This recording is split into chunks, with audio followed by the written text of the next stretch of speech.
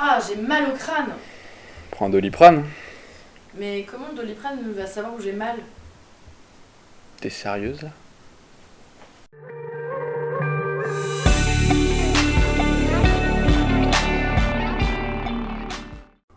Bon, parlons un peu du paracétamol. Vous avez forcément déjà entendu ce nom quelque part, je parierais assez cher que vous en avez déjà consommé, ou même qu'on peut en trouver dans vos placards. Et pour cause, le paracétamol est sans doute le médicament le plus connu et le plus consommé au monde. Les chiffres sont hallucinants, et même totalement surréalistes. Mais allez, juste comme ça.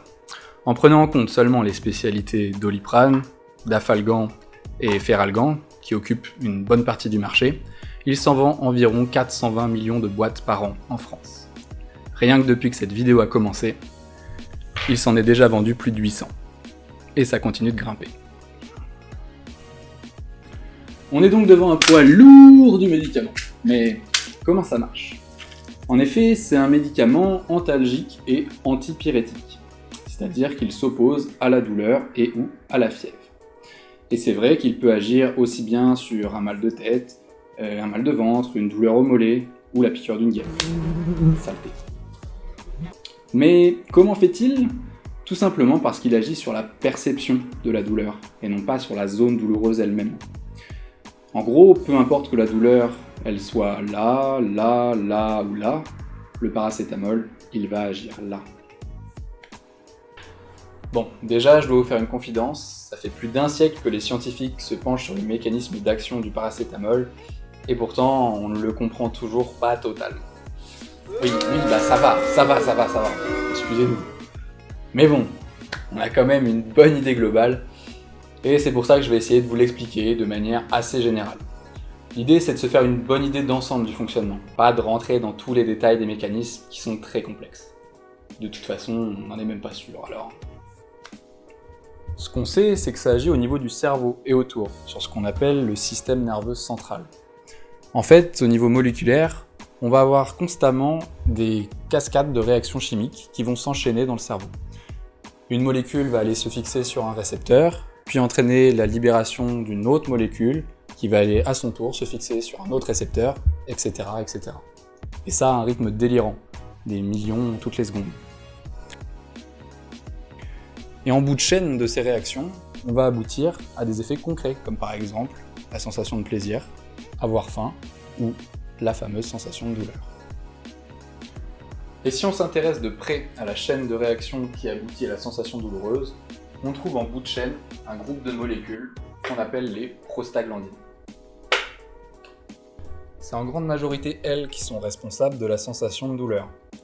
Et plus on en produit, plus la sensation douloureuse va augmenter. Et c'est sur elle qu'on va essayer d'agir.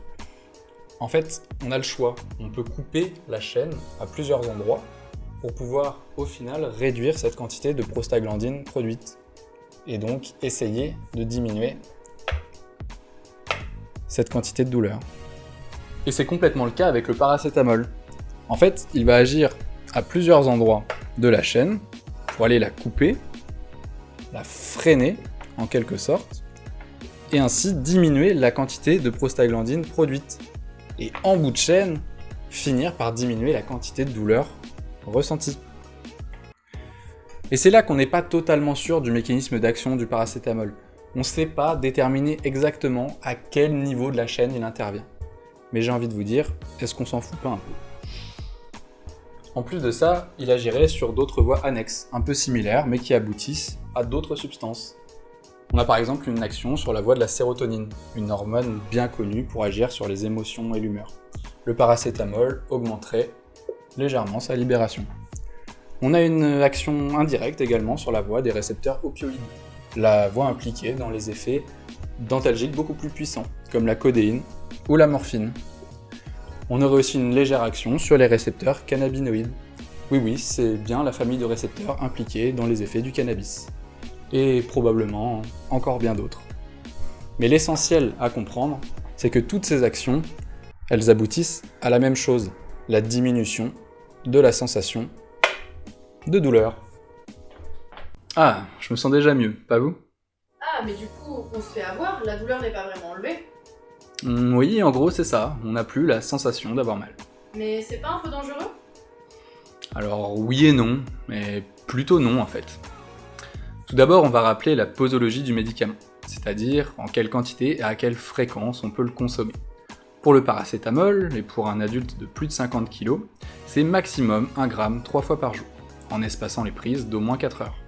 Sur avis médical, cette posologie peut être légèrement augmentée. Et pour les personnes de moins de 50 kg, on s'adapte en fonction du poids. Les principaux risques du paracétamol, ils apparaissent quand on ne respecte pas ces recommandations. Par exemple, on entend souvent qu'il y a un risque de toxicité pour le foie avec le paracétamol. Alors il est effectivement toxique pour le foie, mais que lorsqu'on ne respecte pas ces recommandations et qu'on dépasse largement les posologies. Ou alors en cas de maladie du foie déjà existante. Ou encore si on le consomme avec d'autres substances qui attaquent le foie. Je ne sais pas si vous voyez à quoi je fais référence. Alors qu'on soit bien d'accord, ces effets liés au surdosage, ils peuvent être dramatiques, mais ils ne surviennent en aucun cas aux doses recommandées. Alors, il n'y a aucun risque? Non plus. Pour aucun médicament, il n'y a réellement aucun risque. En fait, il peut arriver que le médicament soit mal toléré chez une personne sans qu'on puisse réellement s'y attendre. Ce sont des réactions de type allergique, qui peuvent aller de simples plaques rouges et de l'urticaire à des réactions beaucoup plus graves. Un peu comme pour les aliments en fait.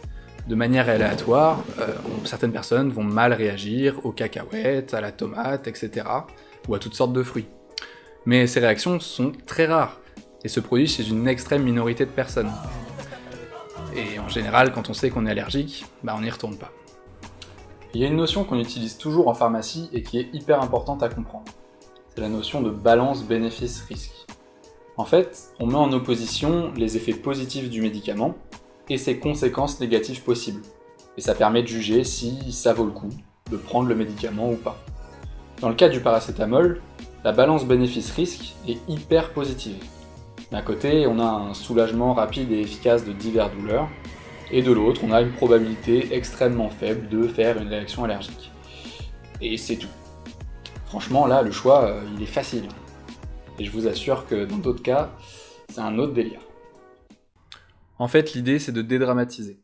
En ayant une image claire des effets positifs et des risques, on a toutes les cartes en main pour se faire son propre avis basé sur des faits réels. En fait, on ne laisse plus de place à la spéculation ou au doute infondé. Ok, je comprends mieux. C'est plus rassurant comme ça. Oui, et c'est le meilleur conseil que je puisse vous donner en fait. Ça marche pour les médicaments, mais pour plein d'autres choses dans la vie. Renseignez-vous. Il y a plein de raisons aujourd'hui de se méfier de telle ou telle chose, d'autant plus à l'ère des réseaux sociaux où de plus en plus de fake news circulent. Pourtant, si vous vous posez une question, faites l'effort de trouver les réponses auprès de sources sûres.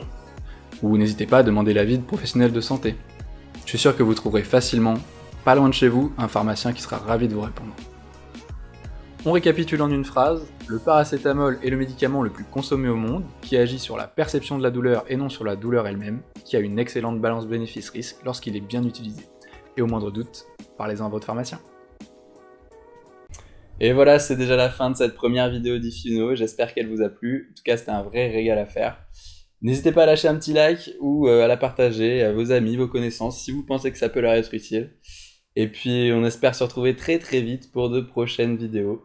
Abonnez-vous pour pas les louper, et à bientôt!